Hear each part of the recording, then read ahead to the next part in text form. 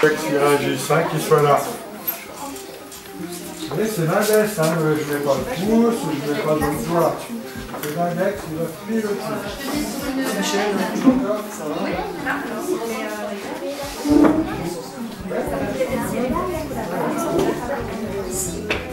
Le jeudi 4 novembre, dans le cadre de la programmation à plus d'un titre, Henri Maire au calligraphe proposait une initiation aux élèves de CM2 de l'école de Saint-André-les-Alpes, mais aussi aux résidents de la maison de retraite. On peut voir que Roger Philipson, 6 ans, est assidu et attentif au travail et aux informations du formateur. Tout commence par la bonne tenue de la plume, pour avoir la bonne souplesse du poignet et un positionnement correct du corps, pour une aisance sans contrainte, ce qui permet une concentration plus facile. Très concentré. Ça, c'est très important. Vous ne vous occupez que de votre feuille. Ça, vous verrez, vous n'avez rien à faire. On fera des petites pauses. Je vous montrerai de très vieux cahiers d'écoliers de vos âges de 100 ans, de 200 ans et de plus. Je vous montrerai de beaux documents liés à l'écriture. Vous verrez que cette notion d'écriture, elle n'est pas nouvelle.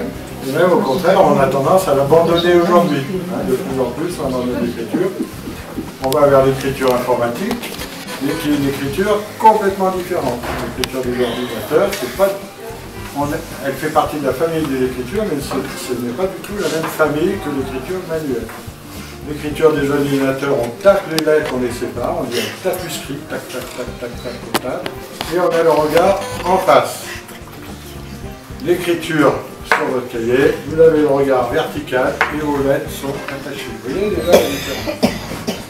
On peut très bien faire les deux. Moi j'ai un ordinateur à la maison, et je fais de la calligraphie. Pour vous montrer aussi, on verra un peu au fur et à mesure des exercices, que toutes les écritures sont différentes. Ça, on a tendance à l'oublier. Si je prends les cahiers d'écoliers de tous les enfants de CM2 de France, il n'y en aura pas deux pareils. Ça, c'est quand même important de savoir que chaque écriture, elle est unique, elle est propre, elle vous appartient.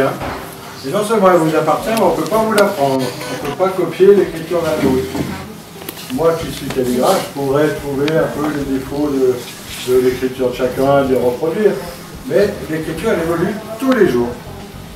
Ça, si vous la rentrez dans votre classe, vous prendrez la première ligne d'écriture que vous avez fait en rentrant, et la dernière ligne que vous avez faite ce matin, par exemple, ou hier, vous les mettrez en comparaison, vous verrez qu'il y a énormément de changements déjà.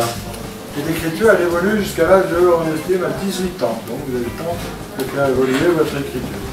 Donc profitez bien de votre temps scolaire d'école primaire pour bien asseoir votre écriture. Parce que une mauvaise habitude est très difficile à perdre aussi. Vous voyez un peu ces notions. Donc pensez que moi je suis sûr que votre maîtresse, elle ouvre un cahier au milieu le soir en rentrant, elle sait à qui il est, sans regarder le nom. Ça se fait. Hein, parce que votre écriture vous représente. À partir du moment qu'elle est unique et qu'elle vous appartient, c'est une écriture personnelle. Vous représente, votre écriture vous représente. Ça c'est très important de savoir. Alors on va faire des petits exercices d'écriture. Alors pour mettre de l'encre, je vous montre. Hein. On trempe dans l'encre. Alors ceux qui ont un gros encrier font gaffe, non, il faut aller jusqu'au fond. On évite de taper le fond pour pas Passons à la pratique, avec les présentations des exercices de base, lignes, ronds, etc. au tableau noir. Il reste des vieux souvenirs pour les résidents. Dans la plupart des classes par contre, les élèves l'ont vu remplacé par le tableau blanc avec l'écriture de feutre effaçable et autres tableaux interactifs. Comme ça, ils écrivent comme ça. Ça alors, des comptes, au bout d'un quart d'heure comme ça, on prend l'écran torticolis, on fait tout ce qu'on veut. Hein. Donc on tient sa plume et on a les épaules droites, comme normal. Pas de problème. Autre chose que j'ai vue et qui ne me plaît pas, c'est qu'il y en a qui prennent mon porte-plume pour une bouée de sauvetage. Quoi. Ils s'accrochent après. Alors du coup, ils serrent. Quoi, hein. Ils serrent. Imaginez, alors prenez votre porte-plume, reprenez-le. Serrez très fort votre porte-plume. Serrez-le fort et touchez ici, là, maintenant. Vous voyez que c'est dur, hein, quand on serre trop, c'est dur. Vous imaginez, au bout de 10 minutes comme ça, bonjour le poignet. Alors que regardez ma plume, je la prends, je la tiens. juste pour pas qu'elle tombe.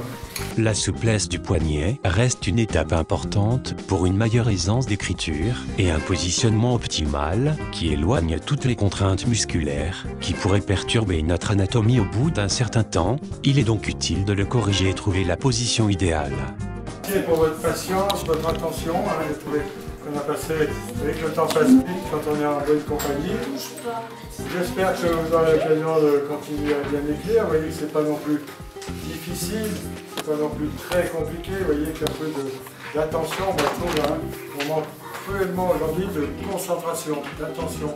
Moi je le vois, je vais souvent dans les collèges et je vous jure que si il n'y a plus de concentration, c'est que justement dans les petites classes, on n'a pas fait trop attention à ça. Donc pensez-y, votre avenir avec l'écriture en 6e va être complètement différent qu'à l'école primaire. Et si vous êtes un peu préparé, voilà. Si vous voulez m'écrire, vous m'écrivez, je vous répondrai. Vous m'envoyez un petit courrier, je le laisserai. En tout cas, bravo. Cette initiation a été riche en qualité d'enseignement, en rencontres, en pédagogie, en art graphique. Ce qui est sûr, aussi, c'est que personne ne sera parti déçu. La motivation pour poursuivre cet apprentissage était omniprésente. Le calligraphe offrira quelques outils de base pour poursuivre les leçons par petits groupes, de retour dans les salles de classe. Après tous ces efforts, il était bien légitime de partager la collation offerte par la maison de retraite, juste avant de regagner la classe et repartir vers les foyers avec des souvenirs qui iront enrichir les conversations du repas familial.